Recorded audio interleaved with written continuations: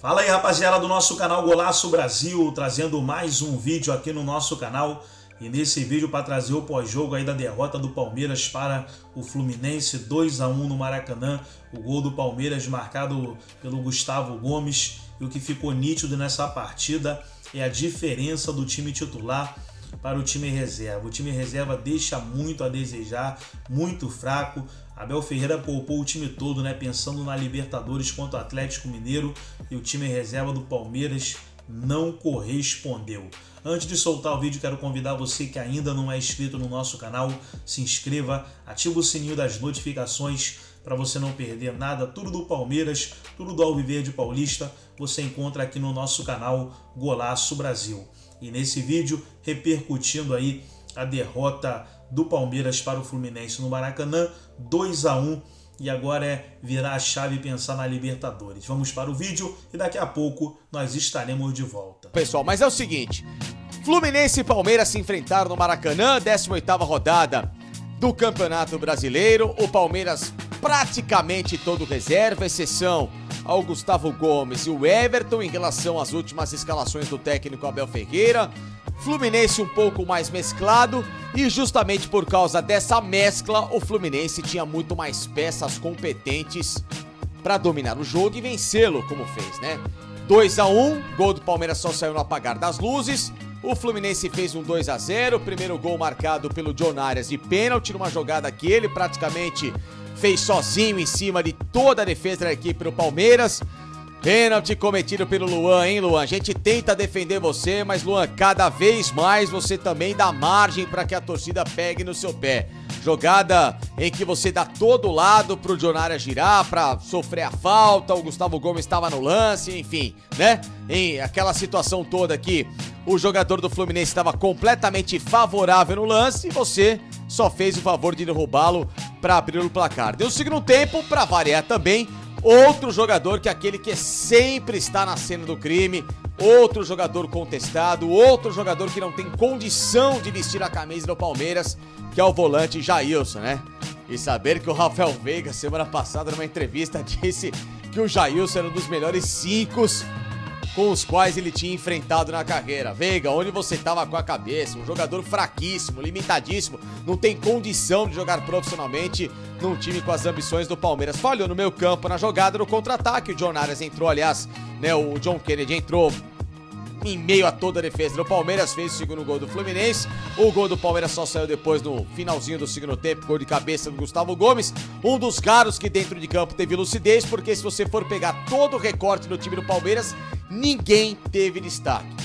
Diferente do Flu, boa partida do Martinelli, grande partida do Marcelo, John Arias, o Fábio que pegou até pensamento. Então, Samuel Xavier, né? A diferença muito clara de jogadores do Fluminense dentro de campo em termos de motivação, dos atletas do Palmeiras, que são reservas, que deveriam mostrar um mínimo de serviço para o técnico Abel Ferreira e sumiram no Maracanã.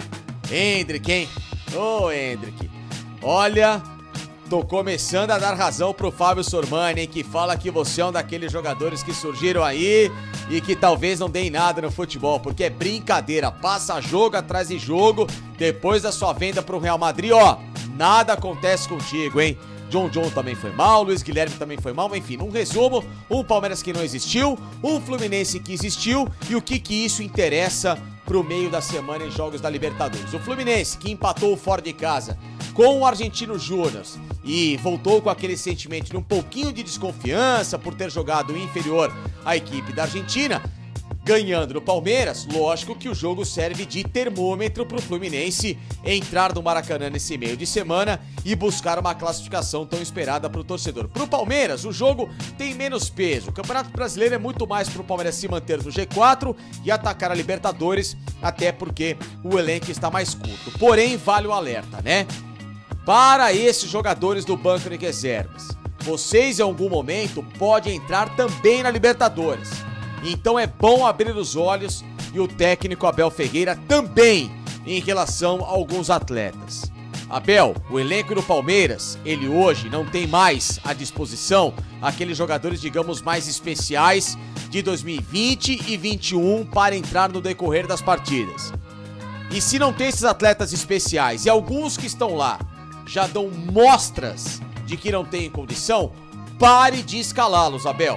Porque caso contrário, com esses caras em campo, em algum momento, você pode perder o grande objetivo do segundo semestre, que é sonhar com o 4º título sul-americano. Conquistando essa vitória muito importante que deixa, como você já disse, Abel, o Fluminense, pelo menos nesse momento, em 3º lugar na tabela de classificação, enquanto que o Palmeiras cai para a 4ª posição, ambos com 31 pontos ganhos. O critério de desempate, número de vitórias, o Fluminense tem uma a mais, 9 contra 8 da equipe do Palmeiras. Daqui a pouquinho a gente volta da zona mista, ouvindo os jogadores do Fluminense. Tá legal, Abel?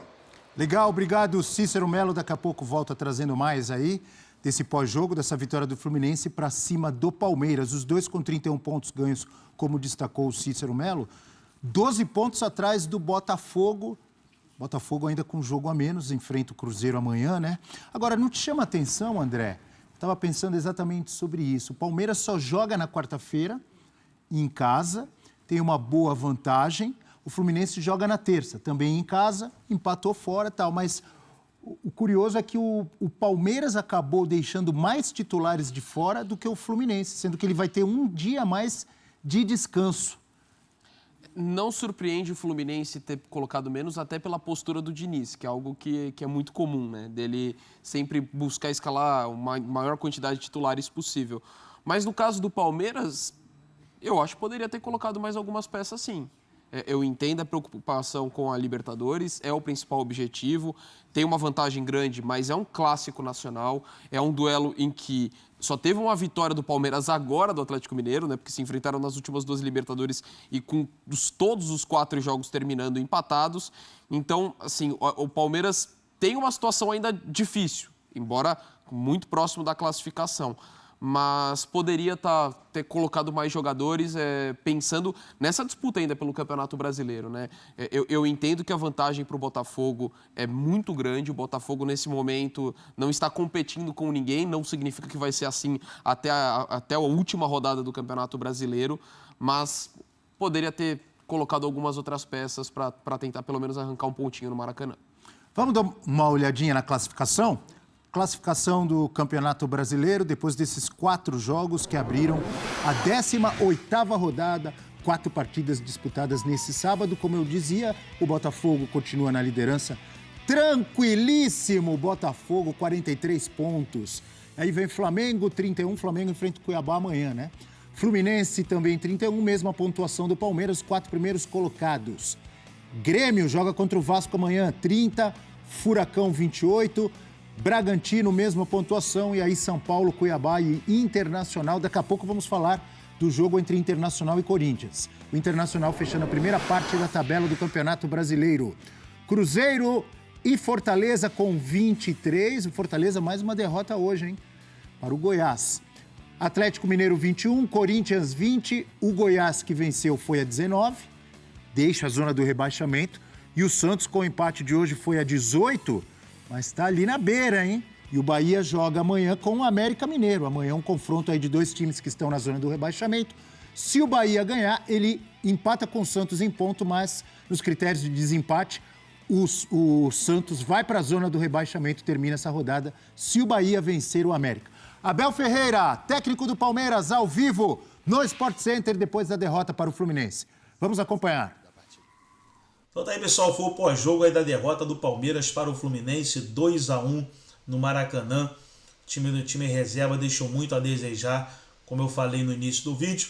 Agora é mudar a chave e pensar na Libertadores, partida contra o Atlético Mineiro. Gostou do vídeo? Deixa o seu like, se inscreva no canal, ativa o sininho das notificações. Forte abraço a todos e até o nosso próximo vídeo aqui no nosso canal Golaço Brasil.